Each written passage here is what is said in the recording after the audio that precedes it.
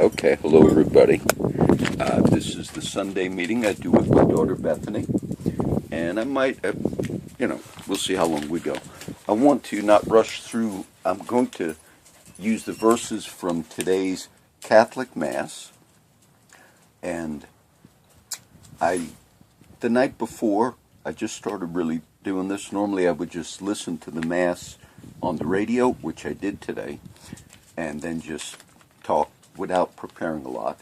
Now, I didn't prepare, but last night I did check what are the verses for today's Mass, and there's various listings when you Google it.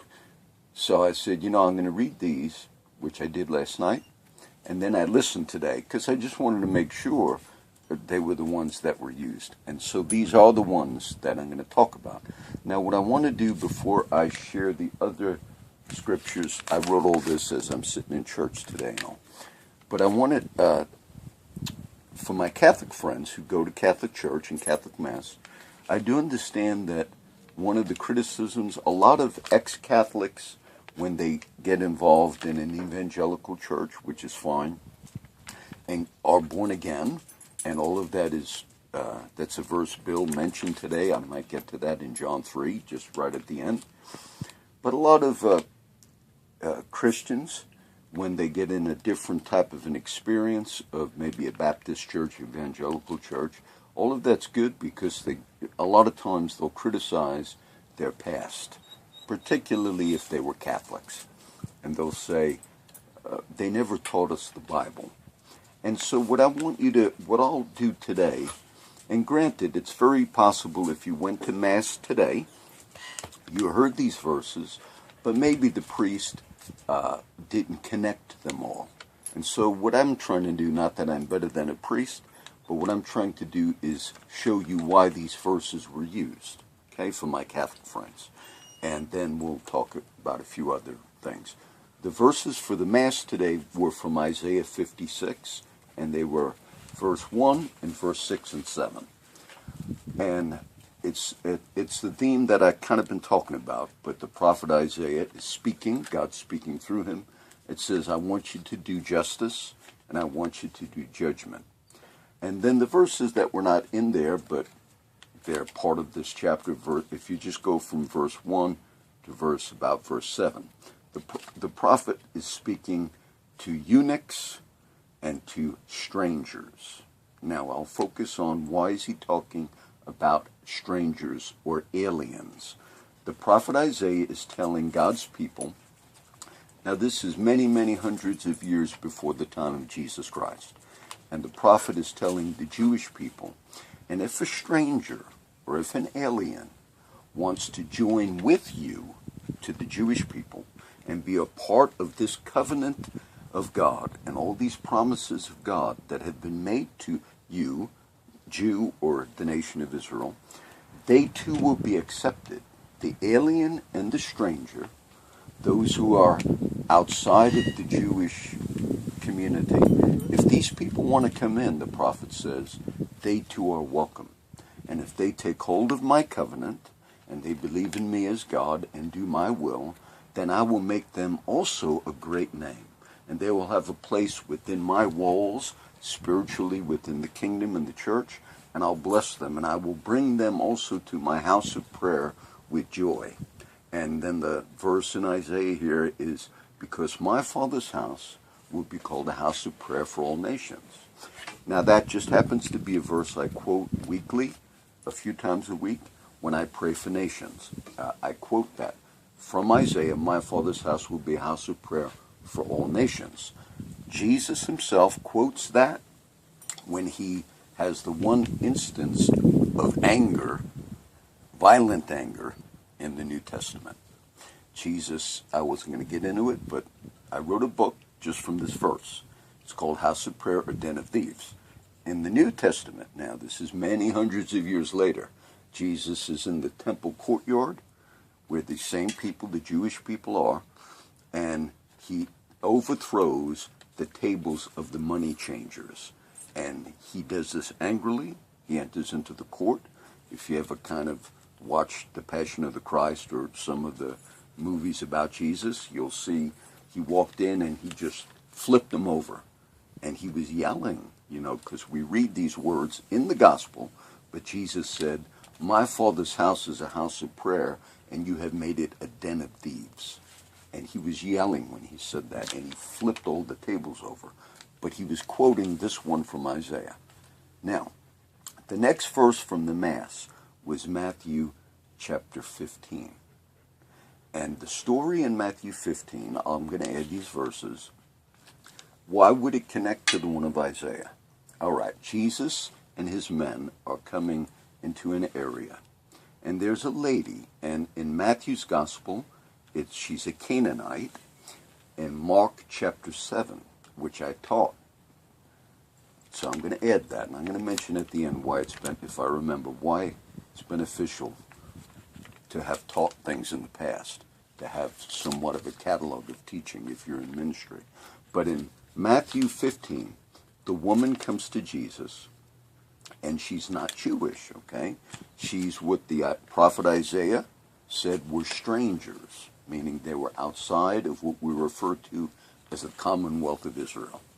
They didn't have all these prophets and all these promises and the Ten Commandments given unto them and all the wonderful things we read about in the Old Testament. This woman was outside of these promises. But remember, the prophet Isaiah the prophets of the Old Testament already were prophesying, preaching, that the people that are outside of your particular group, God is welcoming them in too. There's a point that the bishop made. This morning I listened to Bishop Mulvey, and he gives a little talk before the Catholic Mass, and he applied some of what I was going to apply, that this also deals with our time. All right, the woman comes to Jesus in Matthew 15, and she says to Jesus, "My daughter is demon-possessed. My daughter is sick, and my daughter needs you, Lord. Can you come and do all the things that you're doing, your miracles and your healing?" Now, because she's not Jewish, Jesus ignores her. But this is now a test. And as he's ignoring her, the disciples, because they had this prejudice in their minds, they deemed the other people that were not Jewish sort of like they were considered dogs. That's a term that's used. And Jesus is quiet, and his disciples are thinking that he's playing into the prejudices of his day by being silent. But he's doing this for a reason. And finally, the disciples, because first of all, she's a woman. Second, she's not even Jewish. And for her to approach a man, we see the same thing in, I think it's John 4, the woman at the well. For a non-Jewish woman to walk up to Jesus, to make a request, and for him to even dialogue, that was considered outside of the boundaries of that day. You had a prejudice against women. You had a prejudice against people that were not part of the Jewish community. So when she says, "Jesus, can you please help me? My daughter needs to be delivered from a demon, from a spirit. She has problems." And he's quiet. So the disciples take his silence as, "Oh yeah, he agrees with us." Like he's part of our group. We're living in a day, I don't want to do too much politics. A lot of people are saying, "Oh yes, this particular president or person, he must be on our side because he's silent about certain issues." But you might be misreading that because his disciples misread Jesus' silence. Because then they said, "You know what, let's get rid of her. Tell her to leave. Yeah, Jesus, she shouldn't even be talking to you. You're giving her the cold shoulder." But then he's wanting to teach a lesson here. And then he says, "I am not sent but to the lost sheep of the house of Israel." He's saying, I am now coming as the fulfillment of all the promises that the prophets had made to the Jewish people, to the nation of Israel. And I am first going to go to all of my Jewish brothers and sisters, and I'm going to declare the message to them. Because this is part of the plan. I'll get to that in the next chapter we're going to do.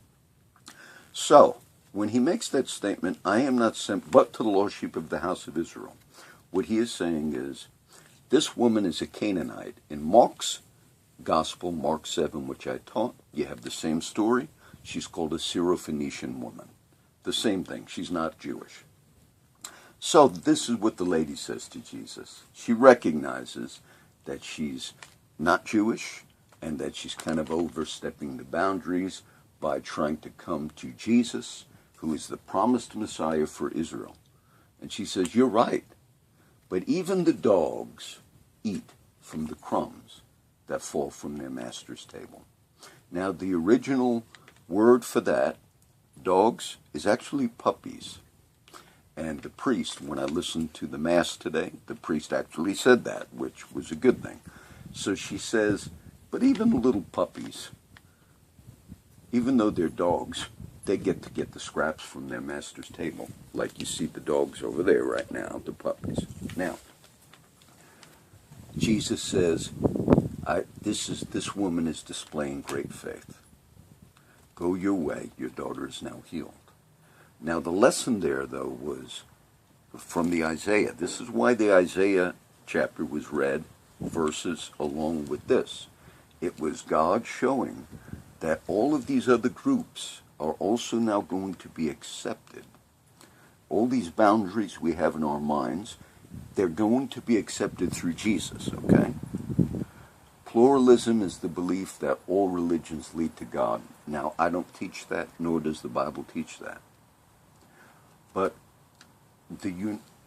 sometimes this was mentioned, somebody today mentioned it, maybe the bishop, but a lot of people criticize Christianity because they say, my daughter's too consumed with the dogs, she should have. But I'm not going to shut it now. It's okay. She's worried about the dog. Come on. Because I don't know how to shut it. One of them's going to the bathroom. Yeah, no video of that. Come on, baby. We'll come back. Okay, let me keep teaching. It's all right, but if you're worried about them, it's not good. Inside. He's been doing good. Okay. Exceptionalism basically is, some people say, the problem with the Christian church and the problem with Jesus, some people say, is you believe he's the only way to God. Yes, we do believe he's the only way to God. Jesus said, I'm the way, the truth, and the life, and no man cometh unto the Father but by me. And a lot of the other religious groups will say, therefore, you're exclusive. You're excluding us. But I would say to those other religious groups that make that accusation, do you believe in God? And many of them will say, yes, of course we believe in God. Well, then you're also exclusive. You're excluding the atheist. You're excluding. So, in essence, we all hold to truths. And God has revealed himself, the creator of all things. We're going to get to Genesis. And the Bible teaches us that God has revealed himself to us through Jesus Christ. Okay? And so, if I were to show you today, I'm going to get to this in a minute, but if something about the heavens, but if I were to show you today the sun, the literal, actual sun, and you say, okay, yes, we get up every day, we see the sun, that we get benefits from the sun and all, and say if I told you, but you know, I don't believe in the sun, actual S-U-N. I don't believe in it. You could talk about it all you want. There are certain things that are true, and whether you believe in the actual sun or not, it's a reality that the light of that sun is going to shine on all of us at a certain time within this 24-hour period throughout the whole planet. So there are just some things that are true, and you can be offended about the sunlight, and you could say, I don't even believe in the sunlight, but that doesn't change. There are certain things that are true. And if you like the moon better than the sun, it doesn't make a difference. The sun is what's shining on you. Now, we're going to talk a little bit about that in a minute. But that was the story from the Mass today, that God's kingdom through Jesus now is going to be made available. And this Canaanite woman made this request of Jesus, and he was silent, but it was for that purpose of what we just saw. Now, the last chapter, I don't even think the priest read it, but this was in the readings for the Catholic Mass. This one I might teach a little bit more of the chapter. This is Romans chapter 11. Let me see, I wrote it down. Romans 11. The verses from the Mass were actually just verses, for the reading for the Mass, verses 15 through 29 and 32, something like that. But let me do this whole chapter, because this is also why Romans 11 would fit in with these other two. Isaiah 56, Matthew 17, or Matthew 15. After all this history of God telling the Jewish people through the prophets, I make all these promises to you. And then there's going to come a time where the stranger or the alien or the Canaanite woman, I'm going to start accepting them too. So the whole history of the people of Israel were God making these promises, giving them covenants, all these great blessings, but with the intent that it would spill over into all society, meaning everybody would benefit. But there was a jealousy that took place. This is why you see, as we read the Gospels, why the religious leaders, the Pharisees, the scribes, the Sadducees, why were they the ones? Jesus was actually rebuking them when he flipped the table over in the temple courtyard and said, my Father's house is a house of prayer, but you have made it a den of thieves. The great struggle we read in the Gospels is not coming against Jesus from the common people. They loved how he never condoned sin, but he forgave people.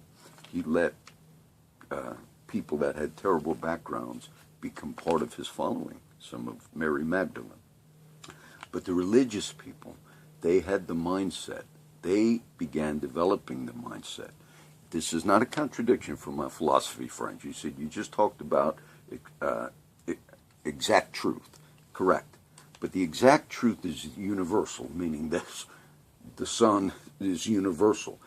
Jesus himself is the only way to the Father. But it's inclusive because it's made available to all who will believe, all right? There's certain truths that are just truths for those who believe. But you benefit. It's the offer is for anybody that wants to come. Okay, now in Romans 11, the reason the chapter, I taught the whole book of Romans, and I'm going to link it on here. I taught Mark, the chapter that I mentioned today, the corresponding chapter to Matthew. I'm going to link that on here. I'm going to link another few things on here. And there's a reason I'm going to mention that, hopefully, at the end. To have a storehouse of catalog of teaching, because it'll benefit you down the road. All right, in Romans 11, Paul says this. He's writing to non-Jewish believers. These are Gentiles who became accepted with God through Jesus.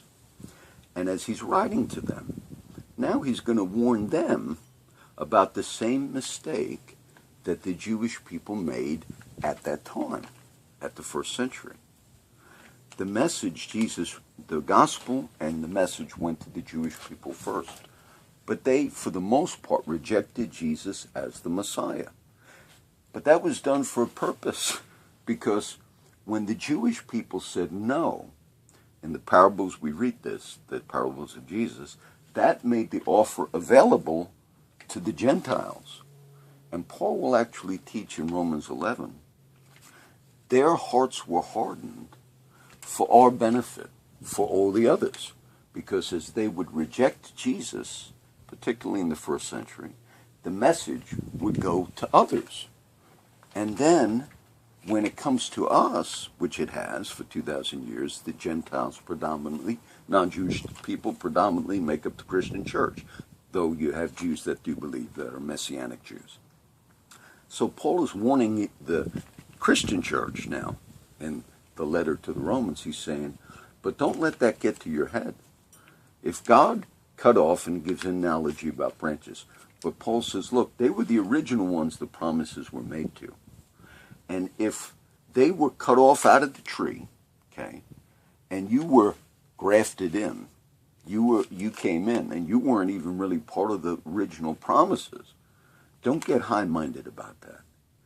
Because if you don't continue in God's goodness, you can get cut off just like they were, and God could bring them back in. Now, that's what he's talking about in the chapter. But what he's saying is, all of these things happened.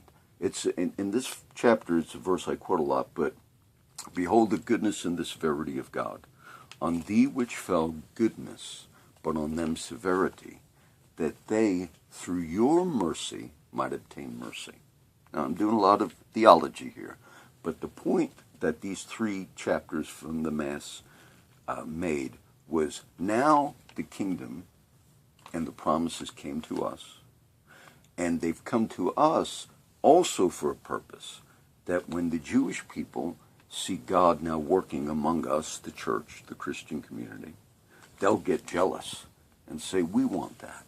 We see that, all the wonderful things God is doing with them. And at the end of that chapter, which is Romans 11, Paul says, all of these things were actually prophesied about, spoken about. And Paul says, who can figure out the mind of God that it was going to all work out that way? And a lot of times, and with the bishop, now these are the 3 Catholic chapters, and then I'm going to get into what Church Unlimited and a few other things.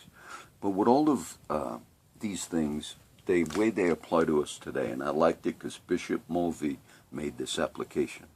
But we also live in a day where many of us have viewpoints because of political things and because of things that are going on.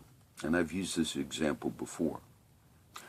Many of us have a real animosity towards those who are now citizens of this country. Now, many of us will also say, our heritage, though, we came in, my type of people that immigrated, which are Italians, we came in through where you see me walking when I'm in New Jersey, New York. It's called Ellis Island. Ellis Island actually is part of the state of New Jersey. It's not a part of New York. They kind of had to make a ruling on that. But that was where immigrants, European immigrants, they actually came in through Ellis Island. That was like an immigration point, which is very famous now. Now, many of us, when we came in, we were indeed immigrants. We were strangers. And it's so easy to forget. We have laws, we have borders, and I understand all that. But because of politics in this country, we have developed a mindset towards the illegal alien or towards people that are trying to get in. We've now almost in some corners of the political spectrum, there's almost like a hatred. It's almost used as a political thing. And so we forget, and there's verses in the Bible that say to God's people, don't forget you too were strangers once. Don't forget that. The woman that came to Jesus in the gospel account that I just taught, she was a Canaanite, okay?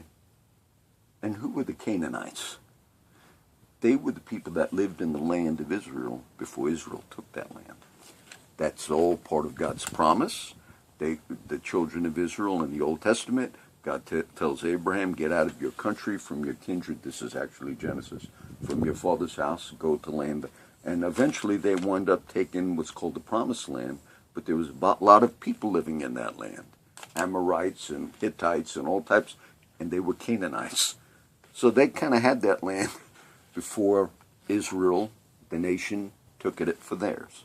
So we can't forget that we've all come. There were original people that were in this country. When we think of our history as Americans, what we think as, what we often do is we think back to a war of independence. And we think proudly about that. There's a debate in this country right now about statues and Confederate soldiers, and a lot of the founding fathers of this country had a bad past, okay? Slaveholders and all these types of things. So we're having a debate. But when we think of our independence, and we celebrate this, okay? We celebrate the 4th of July. What we celebrate is how we, when all the odds were against the colonists, when all the odds, like going back to Washington and Jefferson, but yet we defeated British colonial rule over our colonies. And the odds of us winning were very minute that we would win a war, because the British Navy at the time of the War of our independence, was the most powerful navy in the world.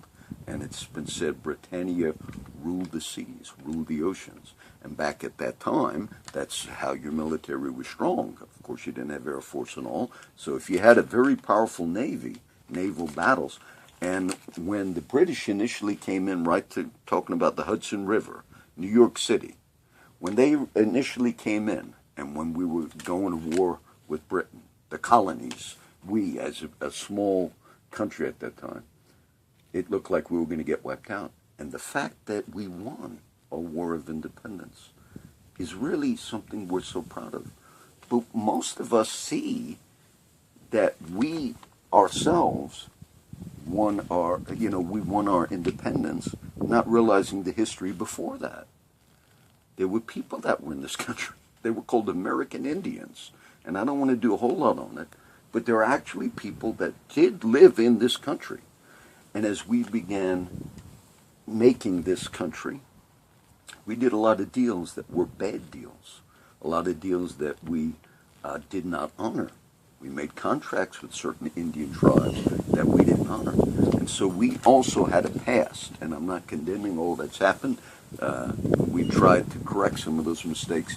But so there were people here that we were the aliens coming here. But now others come, and we've kind of gotten a bad mindset towards them in some parts of this country. So I wanted to throw those out. The verses from Genesis that Pastor Bill spoke on.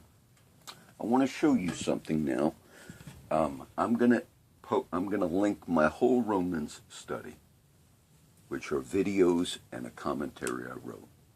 And if I were to end this video today and say I'm going to write an entire Romans study on the whole book of Romans, and every video and every verse I'm going to cover, I wouldn't be able to finish it in a week. Maybe I would, but it'd be hard. And I'm not bragging, but I want to show you a principle that Bill actually talked about. But because I've done that already, and I've had a storehouse of seeds, it makes it very easy for me, because I just got to put the link on, and that doesn't take long. Yesterday, I went to the street ministry that Brother Dave Waters does, and he feeds the guys and girls every Saturday in Flower Bluff. What did Dave speak on yesterday? He did the introduction to the books of Samuel. He just read it, and I guess he's going to be going through the whole, overview of the Bible. Now I'm going to link all of 1st and 2nd Samuel, which are videos and my writing and commentary on those two books of 1st, 2nd Samuel. That would take me more than a week if I sat down right now and tried to do it all now. But it's already done, so all I got to do is add the link. Pastor Bill mentioned one verse from Hebrews as he was talking. I think it was Hebrews 10:25. I could teach a lot on that, but I don't want to. But the verse in Hebrews that he did mention was, "Let us not forsake the assembling of ourselves together, as the manner of some is." Okay? And so we kind of use that sometimes when we're talking about. I could do a lot on that, and I don't want to. But it's, let us not forsake the assembling of ourselves together. I probably taught it when I taught this chapter. You'll see it's not always how we apply it. Bill mentioned Galatians 6:7. I wrote that. Whatever a man sows, that shall he also reap. He that sows the flesh shall the flesh reap corruption. He that sows the Spirit shall the Spirit reap life everlasting. Very famous verse. And I'm going to link all the Galatians, the whole book and all the videos. And then Bill just mentioned John chapter 3, talking about being born again. And that's John 3, comes from Jesus himself. Jesus is having a conversation with Nicodemus. Nicodemus comes to Jesus, says, "We know you're a man sent from God, because no man can do these miracles that you're doing except God be with him." And then Jesus gets right into the heart of the matter. "Except a man be born again, he cannot enter into the kingdom of God." Nicodemus says, "What? How can a man be born again?" And Jesus rebukes him. Now, Nicodemus is a religious leader, and he's a Pharisee. But he's part of the remnant that Paul talked about. In Romans 11, Paul says, look, there's some Jews. Paul was a Pharisee before he got converted on the Damascus Road in Acts 9. I'll link that while I'm doing Acts. But there were some Jews that were believing. Nicodemus was a Pharisee, a religious leader, And he started having questions. And this is the dialogue that Jesus has with Nicodemus in John 3. And then this is the famous verse, for God so loved the world that he gave his only begotten Son, that whosoever believeth in him, being born again. I'll link that on there. Okay, all of those I mentioned, and you've seen me link them, but I mentioned those because the message today, Pastor Bill is doing a whole thing, but it's going to be on Genesis 1 maybe for the next few weeks. I already posted my Genesis study, but it was interesting. The principle, I knew he was going to do this one today because last week he said he was excited about it, but it's the principle of seeds, okay? In the creation, when God made everything, God there were seeds in all the creation, okay? They were self-propagating, humans as well as all the plants and animals. So it's the principle of seeds. Now, when I left the house today and I was walking out, a thought came to my mind as I'm going to teach all these verses, which I think I hit most of them. But the thought that came to my mind was, oh, I should look in my study on philosophy. So now you're going to get the philosophy link too. But I thought, oh, I should look it up real quick. But I already turned the computer off and I was kind of busy. But then I thought, no, I'll just see if I quote it right. What was I going to talk about? The beginnings of philosophy, when I did my philosophy teachings, you can't put a particular date. But when you study philosophy, they actually have a date. When did philosophy start? The Western intellectual tradition. The date they put on it is from a philosopher. Now, I'm going to guess the name, but I did teach this before. I believe it was Thales. Thales. And I believe it was 500 and something BC. And what he did was he predicted a solar eclipse. Now, at that time, because we had great breakthroughs in knowledge, now remember this is 500 years before the time of Christ. And I believe it was 500 and something BC where Thales, if I'm wrong, I'll add Thales when I add this post. But how were they able, and why was that kind of the beginnings of maybe philosophy and Western intellectual tradition? Remember, this is 1,000 years, but this is many, many years before we refer to as a scientific revolution, okay? Over 1,000 years before the Copernicus and Galileo and Kepler, all in the 1500s, 1600s. So now you're talking 1,000 years before, but yet they were predicting a solar eclipse. But of course, it wasn't a prophecy, but they were able to figure out, I've taught this before, we had an understanding, it's called cosmology, but we had an understanding of the solar system that wasn't very, it wasn't all that primitive. And this was before the time of Christ, and there was a man by the name of Ptolemy, Ptolemy. And Ptolemy had a system of the solar system that was almost exactly like we have today. And you're talking about 300 years before Christ. Ptolemy was one of the families of the generals after the breakup of Alexander the Great dies, the great Alexander the Great, and then his generals took over. His kingdom was divided. This is all in the book of Daniel. But it was from the family line of one of the generals called Ptolemy that they developed scientifically the understanding of the solar system. And it was pretty close. It wasn't a flat earth. So I tell people, they think that everybody believed in no, it was very close. The only difference between their understanding at that time was they couldn't figure out the difference between the stars and planets as they were observing the heavens. They just said, well, some of them are not responding because there's a difference between stars and planets. But it was around the globe, and around the globe they had sort of like a sphere, and that's how they figured it out. And that was used for agriculture, farming. They were able to understand seasons, and this was all predating the time of Jesus Christ, predating many, many years before Galileo and all. And so many people, I've even seen somebody write something once in the Kohler Times, and he was supposed to be a professor, And he said they all believed in there was a flat earth once, like at that time. And I thought, what kind of professor would say that? I'm not making this up. You can look it up yourself if you want. Okay, why get into Thales? And why was that the beginning of what we refer to as philosophy? Because it was predicted because of certain understandings of the heavens that we were starting to learn. And Thales said, okay, I'm looking at these particular movements, and he predicted it way before it happened. And he said, if you're going to prove me wrong, then the eclipse will not happen. And he gave the particular date, 500 and something BC, when it happened.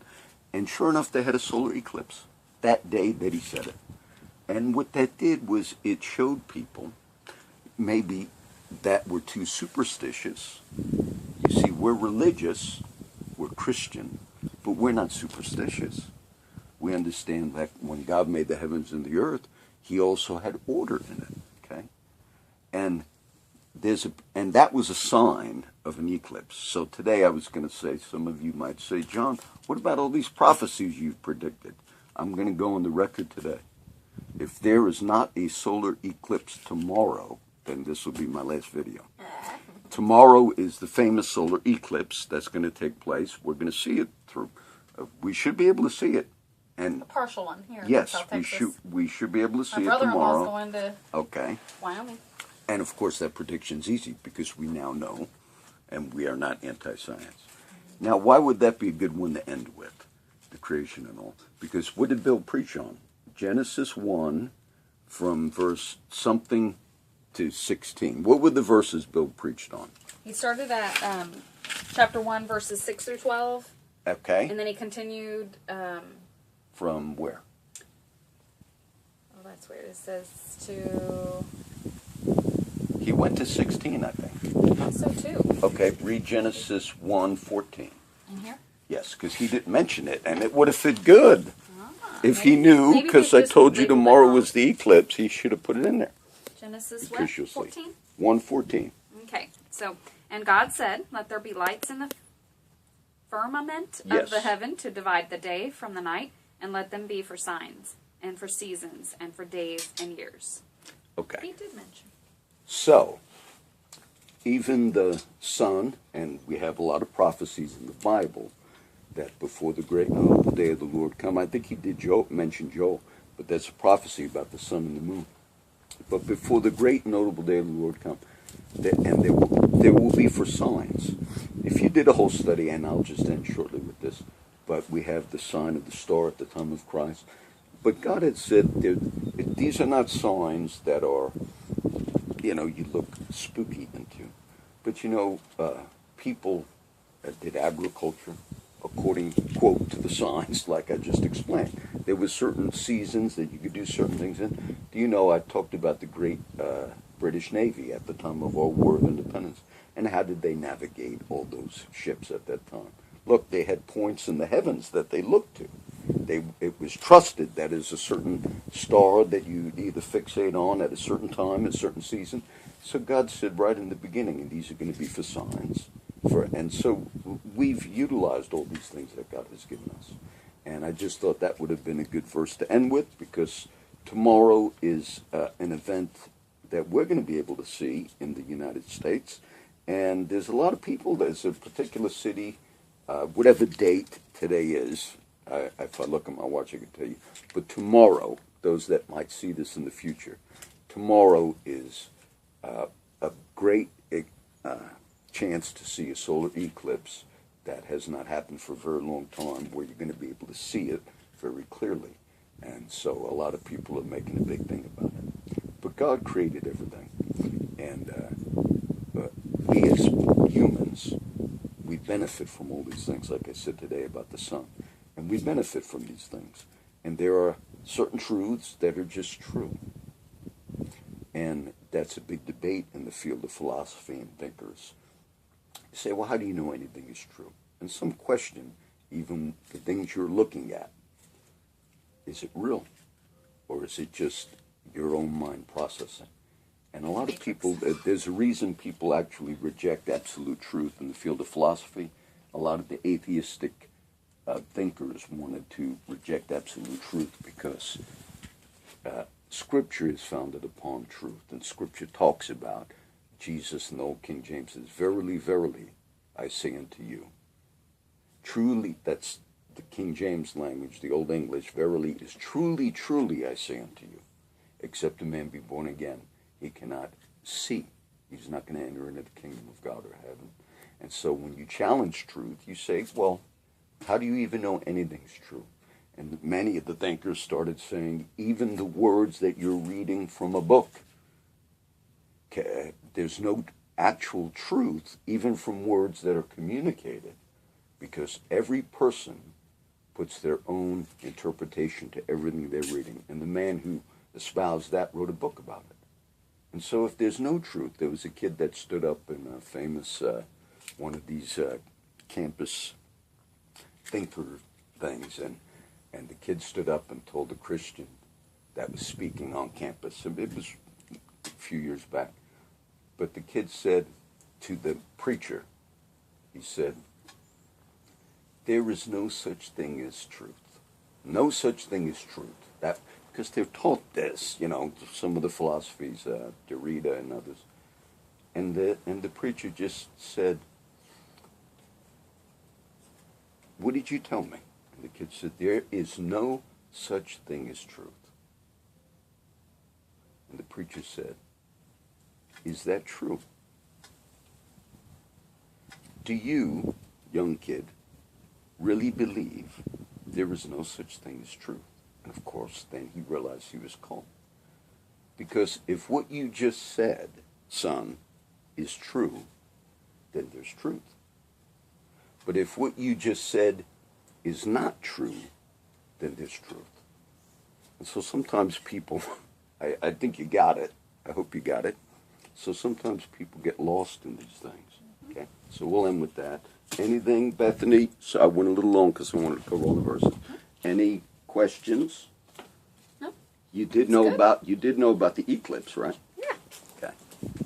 Oh, maybe, if people, I shouldn't have said we know what's going to happen, because maybe some of my video watchers, maybe they never read the news or anything, and I should have just said, I think there's one coming, and that's it, and it happens. They'd say, wow. You've got to say the date, too. Yes. Today's date is what? Sunday, August 20th, 2017. Okay, so it's August 21st, 2017. It's the solar eclipse. It's going to be a pretty famous solar eclipse. So we'll end with that. Father, we thank you for letting us did a little more today, but that's okay. I pray that if the people want to go through the rest of the links, that'll add on philosophy and all the other things I mentioned.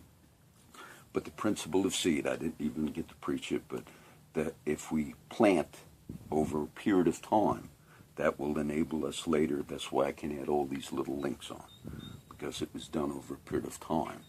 And you don't expect a harvest overnight, but you got to it takes a process. So that was the point I wanted to make. And so I pray for, as these seeds go out, the word of the Lord, Jesus said, the seed is the word, the sower sows the word. So let the gospel, let the truth of God go forth, and let it expand into all the earth. We ask it in Jesus' name. Amen. Amen. That's it. 40.